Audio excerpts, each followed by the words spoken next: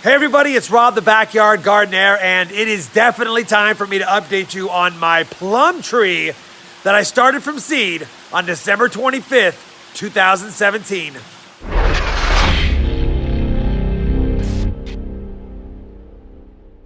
So before I take you over to the plum tree that is now 39 months old, man, time flies by, I wanted to remind you about this series. We started these seeds on December 25th, 2017. I had purchased 4 plums from an organic grocery store. These plum seeds were taken from organic California black plums. Now, there was a generic label on them. We don't know what species it was, so they could have been Japanese plums, Italian plums. They could just be any other variety of black plum that is known. So, an unknown species.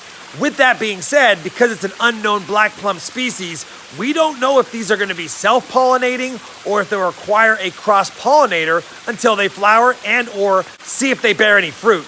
So we're a little ways away from all that happening, but I wanted to remind you that we started 4 seeds. Only 2 of the seeds germinated. 1 looked like a peach tree and 1 looked like a plum tree.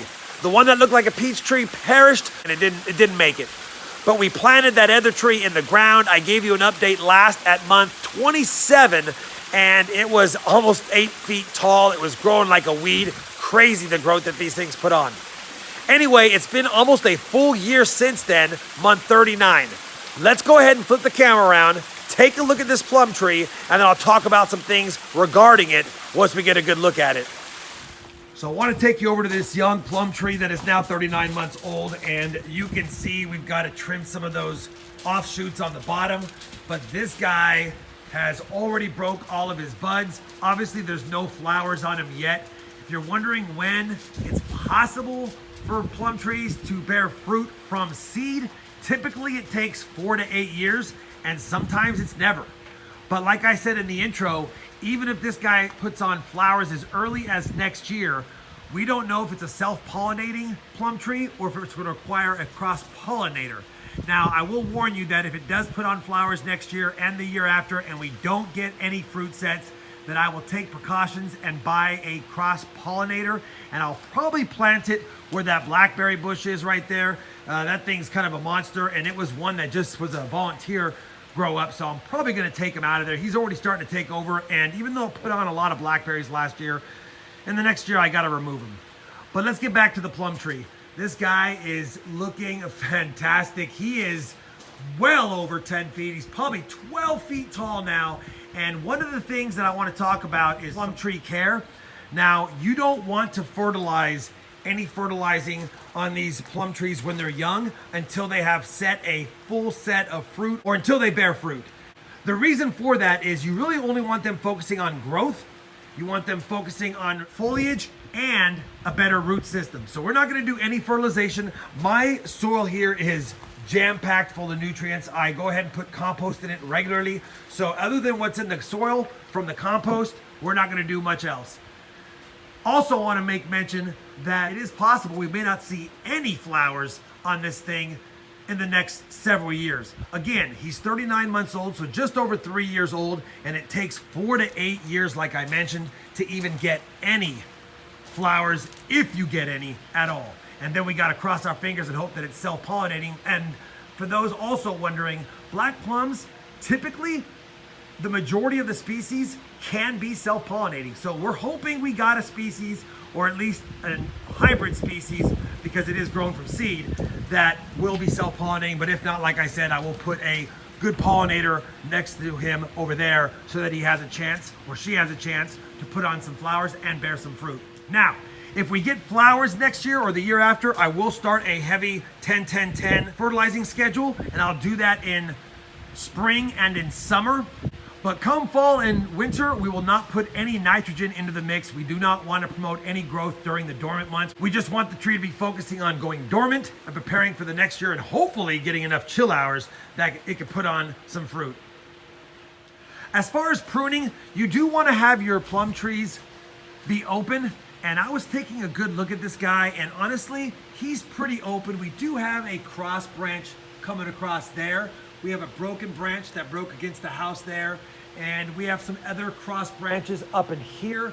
So it is a good idea when they're young to prune plum trees in the spring or early spring, and even in the summer's okay if they're not producing any flowers or fruit. Now, once they're a full-grown tree that is bearing fruit, then you'll want to prune them a month after harvest or so, and that will probably be late fall. Anyway, I just wanted to give you a good look at this guy.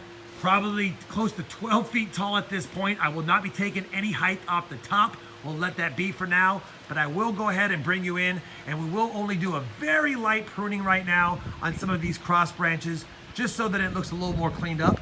And I'll be right back once I get that started. So the first bit of pruning I'm going to do is just pinch off all of this lower growth. It comes off really easy. We don't really want this tree focusing on any of the non-useful branches, and I don't want any of these branches to get any larger than they already are. I know some of you might think for a backyard garden or a backyard fruit tree, it is nice having lower limbs to get the fruit from, but like I said, this guy's not going to be producing fruit over the next year, or maybe even the next several years, maybe not at all. So I really don't need any of these extra leaves taking away from the production or the growth of the fruit possible bearing branches down the road. So we're just gonna pinch a lot of the small stuff off, clean up the trunk. And the next thing we're gonna do, we got some wind. The next thing we're gonna do is just take off all of these cross branches right here. So I'll go ahead and cut this one next to the main branch and just take that away like that. I will cut that one away when I get my ladder out, but really I'm just looking for any of these clusters that are growing in towards the tree. And I think I have another one right here, which I'm gonna cut away. We don't need that guy there. And taking a closer look, I don't really like how this one is going, but we'll leave it for now. I think I'm gonna leave that one for now. I wanna do a very light pruning. You could take up to 20% of the foliage off if you want, but I don't wanna take too much off. It's a very young tree. We've got another branch growing towards the tree here, so we'll take that one away as well. And I will do the rest off camera and bring you guys back. So we've done a very light pruning, like I said. I didn't take off but more than maybe 5% of the foliage, probably not even that much. I'm not gonna be really picky right now because it's pretty open. A lot of the excess foliage is up towards the top.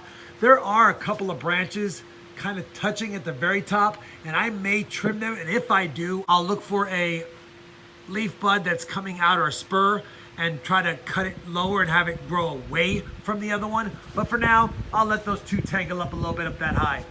At the end of the day, want to just give you a quick update on my plum tree grown from seed at 39 months old, and it is growing rapidly. So that's going to do it, everyone. Hopefully you enjoyed this quick plum tree grown from seed month 39 update. I know we covered a few things in it and kind of jumped all over the place, but I'm just getting back into the gardening groove. It is spring. I have spent the last 24 hours trimming all the dead foliage and removing all of the dead trees and shrubs and you name it from the yard because of that hard Texas freeze we had. And I don't know if those sago palms are gonna make it. That's a bummer. We've had them for 10 years. Either way, glad you're still here, glad you're still watching. I also want to make mention that I will be updating the rest of my Grown From Seed series. I know many of you are asking me, Rob, update the citrus, update the avocado, what about the apple trees? It's all coming. We are breaking buds on a lot of those trees, and I just wanted to wait one more week until I got more updates because there'll be a lot more to update, hopefully, next week. If you enjoyed this Plum Tree Grow From Seed update, I'd appreciate a thumbs up. And as always, everyone, happy gardening, and thanks for watching.